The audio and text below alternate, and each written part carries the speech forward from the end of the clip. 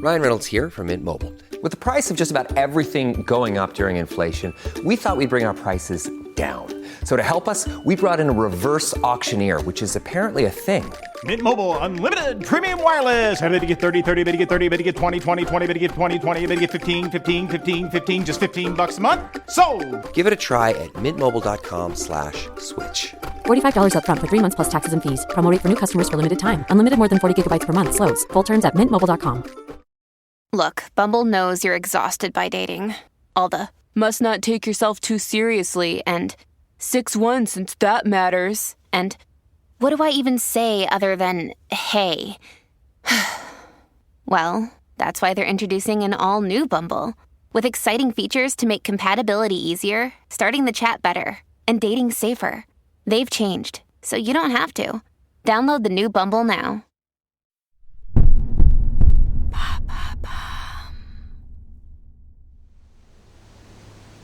Été 1999, Palm Beach. La petite ville de Floride baigne dans une chaleur étouffante. Ses habitants, tous richissimes, se prélassent dans leur gigantesque piscine. Le long des rues bordées de palmiers de ce petit paradis terrestre, les villas se succèdent, toutes plus luxueuses les unes que les autres. Mais au milieu de ce décor où l'argent coule à flot, une jeune femme n'est pas tout à fait à sa place. Elle s'appelle Virginia, vient d'une famille défavorisée et travaille comme masseuse. Ce jour-là, un milliardaire a fait appel à ses services et l'a conviée chez lui.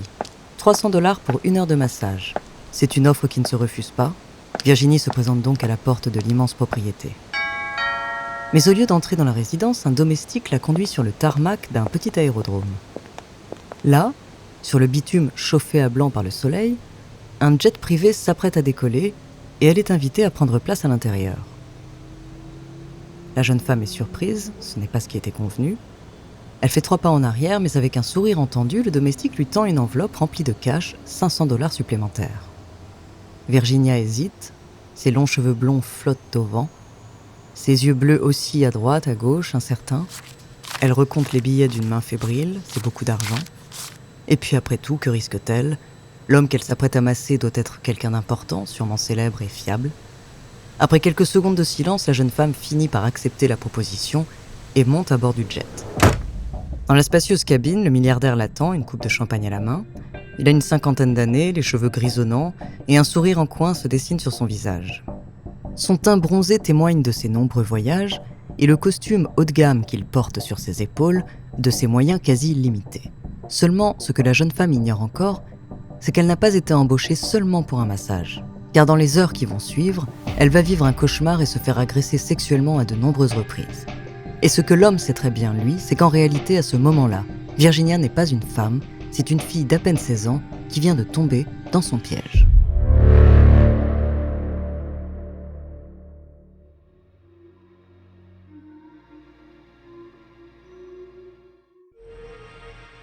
Bonjour, je suis Andrea Brusque, bienvenue dans Les Fabuleux Destins. Aujourd'hui, je vais vous parler d'un homme d'affaires richissime à l'origine d'un horrible trafic sexuel. Proche de nombreux chefs d'État et célébrités américaines et internationales, on le suspecte d'avoir fourni des filles mineures aux 4 coins du globe. Son nom, Jeffrey Epstein. De son ascension fulgurante à sa mort mystérieuse, découvrez son ignoble destin.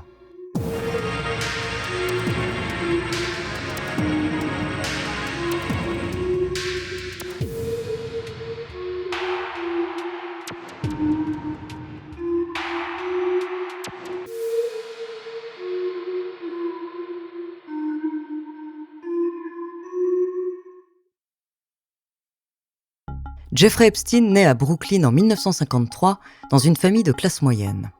Après quelques années d'études à l'université de New York, il se spécialise en physique et en mathématiques, 2 disciplines dans lesquelles il excelle. Dès l'âge de 20 ans, il devient professeur dans une école privée, mais le métier ne lui plaît pas. Les perspectives de carrière sont limitées, les horaires contraignants, et puis surtout, le salaire est ridicule à ses yeux. Car Jeffrey Epstein rêve de luxe et d'opulence, il veut faire fortune et très vite. L'occasion se présente d'ailleurs rapidement puisqu'il est embauché 3 ans plus tard par une banque d'investissement. Il y travaille comme trader et conseiller financier pour les plus gros clients. Pendant quelque temps, il fait ses armes et apprend tous les moyens possibles et inimaginables de contourner les administrations fiscales du monde entier. Jeffrey Epstein est bon dans ce qu'il fait, très bon. Et son charisme naturel lui attire la sympathie d'hommes d'affaires puissants comme Les Wexner, propriétaire de la marque de lingerie Victoria's Secret. En 1982, Jeffrey Epstein fonde sa propre entreprise et se voit confier la gestion financière de plus d'$1 milliard d'actifs. En à peine quelques années, il s'enrichit considérablement. L'étendue exacte de sa fortune reste un mystère, mais il multiplie vite les propriétés luxueuses aux quatre coins du monde. Une villa à Palm Beach, en Floride, un manoir au Nouveau-Mexique, 2 immenses résidences à Manhattan et à Paris, et même une île entière de 30 hectares près de Porto Rico. Au cours d'énormes fêtes qu'il organise, il rencontre le gratin hollywoodien et des politiciens du monde entier. Donald Trump, Bill Clinton, le prince Andrew de la famille royale britannique, ou encore Ehud Barak, l'ex-premier ministre israélien. Il est le symbole de la réussite, du rêve américain, le génie des finances à la personnalité attachante et au physique avantageux, mais derrière ce physique, Jeffrey Epstein cache un abominable secret qui va le conduire à sa perte. Avant de continuer cet épisode, nous voulions vous remercier pour votre écoute. Si vous voulez continuer de nous soutenir, abonnez-vous à la chaîne Bababam Plus sur Apple Podcast, cela vous permettra une écoute sans interruption. Ou bien écoutez ce message de notre partenaire sans qui ce podcast ne pourrait exister. On se retrouve tout de suite après.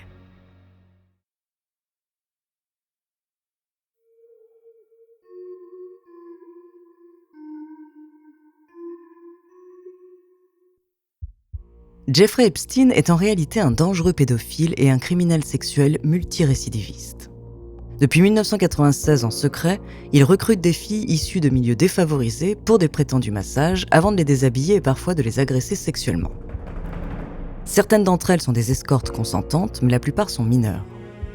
Quelques-unes n'ont même pas 14 ans. Ces filles, c'est son ex-compagne qui les racole pour quelques centaines de dollars. Et rapidement, le duo met au point un véritable trafic. Après leurs agressions, les victimes sont menacées, mises sous pression, puis grassement payées. On leur promet même encore plus d'argent si elles enrôlent elles-mêmes d'autres filles. En tout, ce sont des dizaines et des dizaines de jeunes filles qui sont abusées dans les différentes propriétés du milliardaire et dans son jet privé. Incapables de se défendre face aux manias à l'influence démesurée, elles sont contraintes de se taire et de rentrer malgré elles dans son jeu de recrutement pyramidal. Mais à partir de 2005, les langues commencent à se délier. Certaines d'entre elles finissent par parler à la police et dénoncent les agissements du richissime financier. Une longue enquête est ouverte et on découvre alors qu'il n'est pas le seul à profiter de ces jeunes filles. Dans les témoignages, les noms de nombreuses personnalités reviennent, des gens puissants, amis d'Epstein, qui auraient eux aussi eu des rapports sexuels avec elles. C'est un véritable scandale. Mais Jeffrey Epstein engage alors les meilleurs avocats du pays et plaide non coupable lors du procès qui suit en 2008. Pour une raison inconnue, probablement liée à l'étendue de son influence, le jury ne retient qu'une seule accusation contre lui, sollicitation de prostitution. Les victimes ne sont pas entendues et la sentence est expédiée. Il passe même en accord avec les procureurs afin d'obtenir une immunité judiciaire pour ses complices. C'est du jamais vu pour une pareille affaire, tout porte à croire que le procès aurait été saboté et les juges corrompus. Après 13 mois de détention dans une prison de luxe où il a presque le droit d'entrer et de sortir à sa guise, Epstein est de nouveau libre. Désormais, tout le monde connaît son visage, et tout le monde se tait. Rares sont ceux qui ont l'audace de se désolidariser publiquement de lui. Il est tout simplement trop puissant, et le procès bâclé de 2008 décourage les victimes de parler. Mais en 2015, une Américaine de 31 ans finit par sortir du silence. Elle s'appelle Virginia Roberts et raconte comment Epstein l'a utilisée comme esclave sexuelle entre ses 16 et ses 19 ans. Il l'aurait aussi mise au service d'autres hommes comme le prince Andrew, membre de la famille royale britannique. Les accusés nient formellement les faits, mais cette prise de parole publique libère d'autres témoignages de femmes. Cette fois, l'affaire est prise très au sérieux par le tribunal de New York. Une enquête approfondie est menée, les propriétés du milliardaire sont perquisitionnées, les preuves collectées. Et en juillet 2019, Epstein est arrêté. Cette fois, il risque la perpétuité. Et dans l'attente de son procès, fixé 1 an plus tard, il est placé dans un centre de détention hautement surveillé de New York.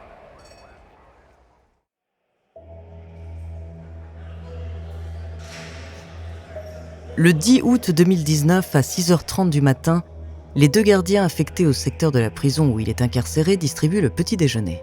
ils passent de cellule en cellule, frappant de leurs matraques les barreaux métalliques des portes pour réveiller les détenus. Mais lorsqu'ils arrivent devant celle d'Epstein, ils sont frappés par une vision macabre. L'homme de 66 ans est agenouillé au sol, les yeux vides, les lèvres presque bleues. Un drap est enroulé autour de son cou et suspendu au sommet de sa couchette. Aussitôt, les 2 gardiens se précipitent sur lui et lui font un massage cardiaque, mais rien à faire. Epstein est alors transporté d'urgence à l'hôpital le plus proche, où il est déclaré mort dans la matinée. L'autopsie conclut bientôt à un suicide par pendaison. Le milliardaire pédocriminel avait peut-être quelques remords. Peut-être n'osait-il pas être confronté à ses victimes et à la justice, mais beaucoup ne sont pas de cet avis et des questions brûlantes commencent à émerger dans les médias et sur Internet. Comment se fait-il qu'un prisonnier aussi important n'ait pas été surveillé 24 heures sur 24 ? Si Epstein avait parlé durant son procès, il aurait pu faire tomber beaucoup de têtes. Des têtes célèbres et parfois couronnées qui ont pu profiter par le passé de son trafic sexuel de mineurs.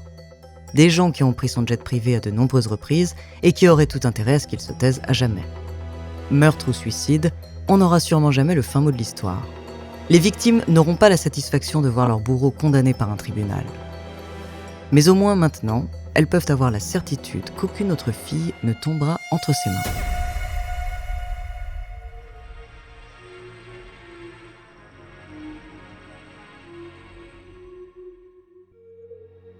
Merci d'avoir écouté cet épisode des Fabuleux Destins, écrit par Élie Oliven, réalisé par Antoine Berry-Roger. Dans le prochain épisode, je vous parlerai d'un catcheur et rugbyman français au physique très singulier. En attendant, si cet épisode vous a plu, n'hésitez pas à laisser des commentaires et des étoiles sur vos applis de podcast préférés.